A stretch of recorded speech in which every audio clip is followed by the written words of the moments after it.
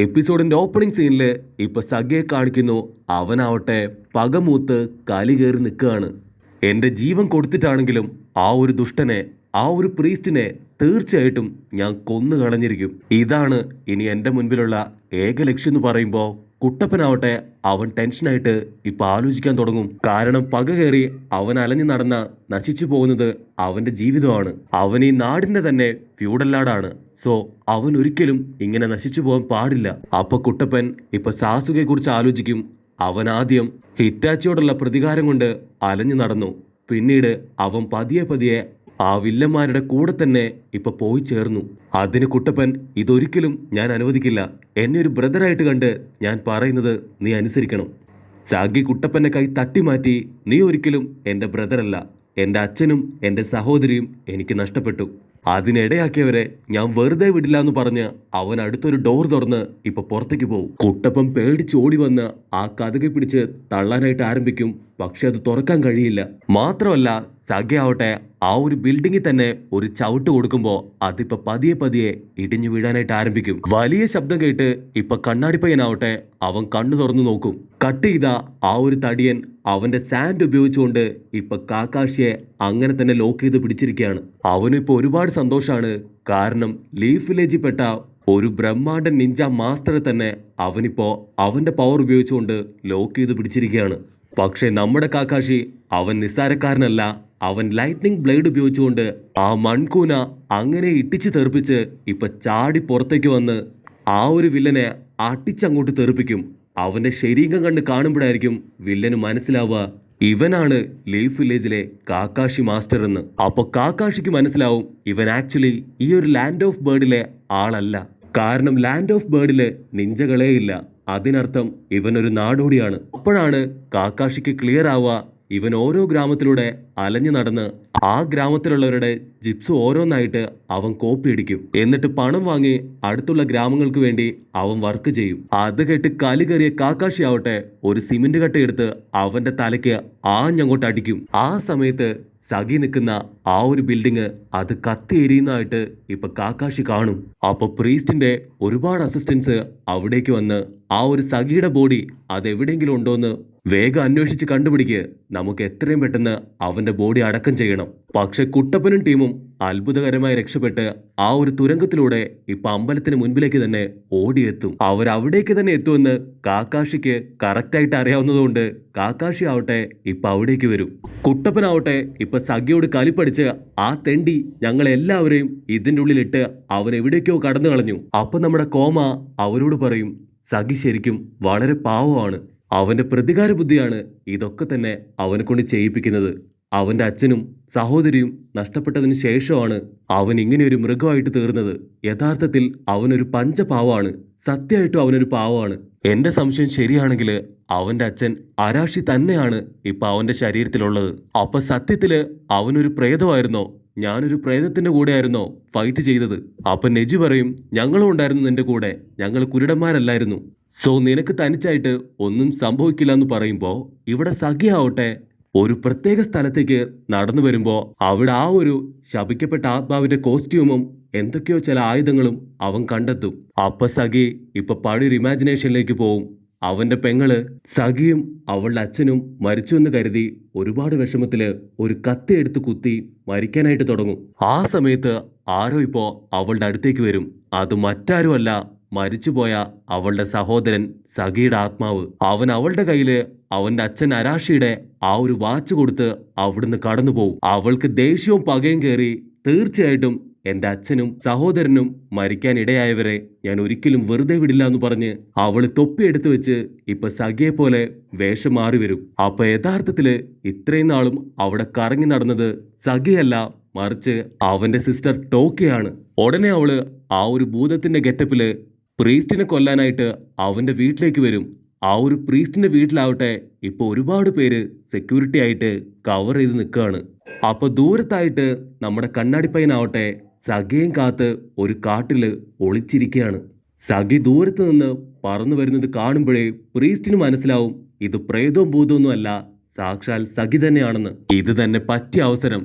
ഞാൻ ജനങ്ങളോട് പറയും ആ ഭൂതം അതെന്നെ അറ്റാക്ക് ചെയ്യാൻ വന്നു, അതിനെ ഞാൻ എന്നേക്കുമായിട്ട് നശിപ്പിച്ചു കളഞ്ഞു എന്ന് പറയും. ഇവൻ കൂടെ മരണപ്പെട്ടാൽ ഈ ഒരു ഗ്രാമം അതെനിക്ക് സ്വന്തമാണെന്ന് പറഞ്ഞ് അവനാവട്ടെ ഇപ്പൊ വായിലൂടെ ഫയർബോൾ ജിപ്സ് തന്നെ ഉപയോഗിച്ച് അവന്റെ മുഖവും ആ ഒരു പട്ടവും അങ്ങനെ തന്നെ കത്തിച്ചു വിടും. സഗയ്ക്ക് കലി കയറി വലിയൊരു കുന്തം എടുത്ത് അവന് നേരെ നീട്ടുമ്പോ വില്ലൻ അങ്ങനെ തന്നെ ഹായായിട്ട് ആ കുന്തത്തിന്റെ മേലെ ഇപ്പൊ കേറി നിൽക്കും. അപ്പൊ സഗി ചോദിക്കും, നിന്റെ യഥാർത്ഥ പേര് അതെന്താണ്? ഞാൻ ഹൊക്കി, പിടികിട്ടാപ്പുള്ളികളായ ഒരുപാട് നിഞ്ചകളുടെ തലവനാണ് ഞാൻ. ആക്ച്വലി ഈ വില്ലൻ അടക്കം അവന്റെ അണ്ടറിലുള്ള എല്ലാവരും തന്നെ വാണ്ടറിങ് നാടോടി നിഞ്ചകളാണ്. അവർ ഓരോരോ ഗ്രാമത്തിലൂടെ കടന്നുപോയി ഓരോരോ ഗ്രാമത്തിലെയും നിഞ്ച ടെക്നിക്ക്, പണം അങ്ങനെ എല്ലാം തന്നെ അടിച്ചു മാറ്റിക്കൊണ്ടേയിരിക്കും. ഒരുപാട് കാലങ്ങളായി ഞങ്ങൾ ഓരോരോ ഗ്രാമത്തിലായിട്ട് അലഞ്ഞു നടക്കുകയാണ്. ഇനി അലയാൻ വയ്യ. ഞങ്ങൾക്കായിട്ട് ഒരു ഗ്രാമം വേണം. അതിന് ഞങ്ങൾ കണ്ടെത്തിയ ഒരേ ഒരു ഗ്രാമമാണ് നിങ്ങളുടെ ലാൻഡ് ഓഫ് ബേർഡ് വില്ലേജ്. അതിനാദ്യം ഞാൻ ചെയ്തത് നിന്റെ അച്ഛൻ ഒവാഷിയെ കയ്യിലെടുക്കുക എന്നതായിരുന്നു. ഞാൻ ഒരുപാട് ടെക്നിക്സ് കാണിച്ച് നിന്റെ അച്ഛനെ ആദ്യം എൻ്റെ വരുതിയിലാക്കി.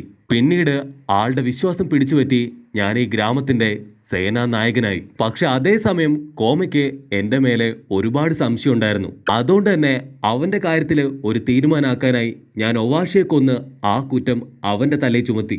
അവസാനമായിട്ട് നിന്നെയും കൊന്ന് ഈ ഒരു ഗ്രാമം എന്റെ അധീനതയിലാക്കാൻ ശ്രമിച്ചപ്പോഴാണ് എല്ലാ കാര്യങ്ങളും നീ പറഞ്ഞത്. ഇനി നിന്നെ രക്ഷപ്പെടാൻ അനുവദിക്കില്ല എന്ന് ആ ഒരു മൊട്ട പറയുമ്പോ നമ്മുടെ ആളാവട്ടെ അവന്റെ കത്തി എടുത്ത് കറക്കി അങ്ങോട്ട് എറിയും.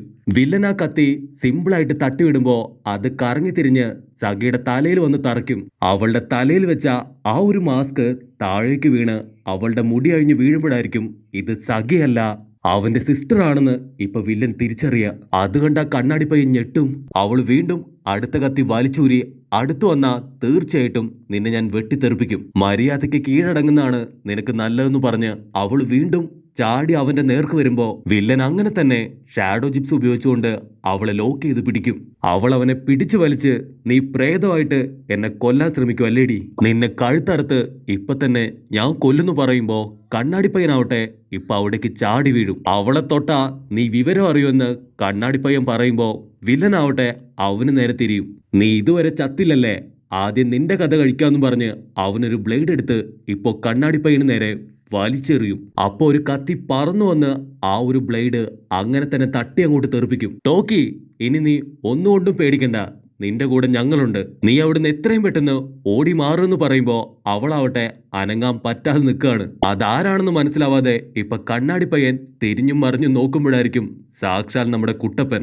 അവൻ ഉപയോഗിച്ച ജിപ്സു അത് ഷാഡോ ജിപ്സു അല്ല, വെറും കയറിട്ടാണ് അവനിപ്പോ 4 വശത്തു നിന്നും നിന്നെ ലോക്കിട്ടെന്ന് പറയുമ്പോഴായിരിക്കും അവള് ആ കയറ് മുഴുവൻ കാണുക.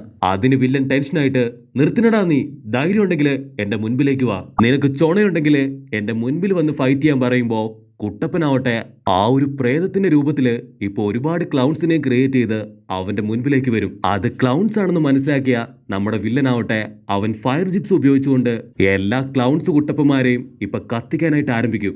അപ്പോഴാണ് കുട്ടപ്പൻ അവന്റെ ക്ലൗൺസിനെ മുഴുവൻ ഒഴിവാക്കി ഇപ്പൊ ഒറ്റയ്ക്ക് ആ വില്ലന്റെ നേർക്ക് വരും. കുട്ടപ്പൻ മാത്രമല്ല അവന്റെ കൂടെ തന്നെ കാക്കാഷിയും വരും. അപ്പൊ മൊട്ടത്തലയും പറയും, നിങ്ങൾക്ക് ജീവൻ വേണമെങ്കിൽ ഇപ്പൊ തന്നെ ഓടിക്കോ, ഞങ്ങളുടെ ഇടയിൽ ഇപ്പൊ നിങ്ങൾ കറക്റ്റ് ആയിട്ട് വന്നു പെട്ടിരിക്കുകയാണ്. ഞങ്ങൾ പവർഫുൾ ഷിനോബീസ് ആണ്, അതുകൊണ്ട് തീർച്ചയായിട്ടും നിങ്ങളെ എല്ലാവരെയും തല്ലിക്കൊന്ന് ദൂരെ എറിയാതെ ഞങ്ങൾക്ക് വിശ്രമമില്ല. അതിന് കാക്കാഷി, നിന്നെപ്പോലുള്ള കള്ളന്മാര് ഒരിക്കലും ഒരു ഷിനോബി ആവില്ല. അത് കേട്ട് വില്ലനാവട്ടെ അവന്റെ ഗെഞ്ചിപ്സ് ഉപയോഗിച്ചുകൊണ്ട് അവിടേക്ക് 3 ഡ്രാഗന്മാരെ കൊണ്ടുവരും. ഉടനെ കുട്ടപ്പൻ പേടിച്ച് അവൻ 2 സ്റ്റെപ്പ് പുറകിലേക്ക് വരും. ഇത് യഥാർത്ഥത്തില് ഡ്രാഗൻ തന്നെയാണോന്ന് അവൻ കാക്കാഷിയോട് ചോദിക്കും. അവർ ഞെട്ടി നിൽക്കുന്ന ഗ്യാപ്പില് വില്ലനാവട്ടെ ആ ഒരു കണ്ണാടി പയ്യനെ അടിച്ചു തെറിപ്പിച്ച് ഇപ്പൊ ടോക്കിയോ ആയിട്ട് അവിടുന്ന് കടന്നു കളയും. അത് കണ്ട് കുട്ടപ്പൻ അവരുടെ പുറകെ ഓടി ഇപ്പൊ നിലവിളിക്കും. പക്ഷെ ഇടയില് ആ ഒരു ഡ്രാഗൺ വന്ന് നിൽക്കുമ്പോ കുട്ടപ്പനെ കൊണ്ട് അതിനെ മറികടന്ന് ഇപ്പൊ ഓടാനായിട്ടാവില്ല. അപ്പൊ കാക്കാഷി ഒരു കത്തിയെടുത്ത് മേലേക്ക് എറിയുമ്പോ എന്തോ ഒരു പെട്ടി പോലത്തെ സാധനം ഇപ്പൊ താഴേക്ക് വീഴും. അത് താഴെ വീണ ഉടൻ തന്നെ ആ 3 ഡ്രാഗൺസും അവിടെ ഇല്ലാതാവും. അപ്പോഴാണ് കുട്ടപ്പന് മനസ്സിലാവുക അത് വെറും ഒരു പ്രൊജക്ടറാണ്. പ്രൊജക്ടർ വെച്ച് ആ ഒരു മൊട്ടത്തലയൻ ഇപ്പൊ നമ്മുടെ ആൾക്കാരെ പറ്റിക്കാൻ ശ്രമിച്ചു. അപ്പൊ മൊട്ടത്തലയന്റെ ഒരുപാട് ശിങ്കടികള് അവിടേക്ക് ചാടി വീണ് നമ്മുടെ ആൾക്കാരുമായിട്ട് ഇപ്പൊ ഫൈറ്റ് ചെയ്യാൻ ആരംഭിക്കും. കുട്ടപ്പനാവട്ടെ ആ വീടിന്റെ അകത്തേക്ക് ചെന്ന് നോക്കിയ അവിടെ ആരെയും തന്നെ ഇപ്പൊ കാണാനുണ്ടാവില്ല. അപ്പൊ കുട്ടപ്പൻ കാണും ദൂരത്ത് നദിയിലൂടെ ഒരു തോണിയില് വില്ലൻ ടോക്കിയോ ആയിട്ട് ഇപ്പൊ ഹായ് ആയിട്ട് മുൻപോട്ട് പോകുന്നത്. കുട്ടപ്പൻ വിടില്ല. അവൻ തൊട്ടുപുറകെ ഒരു തോണിയെടുത്ത് അവരെ ഫോളോ ചെയ്യുന്നതോടുകൂടി ഈ ഒരു എപ്പിസോഡും അവസാനിക്കുന്നു.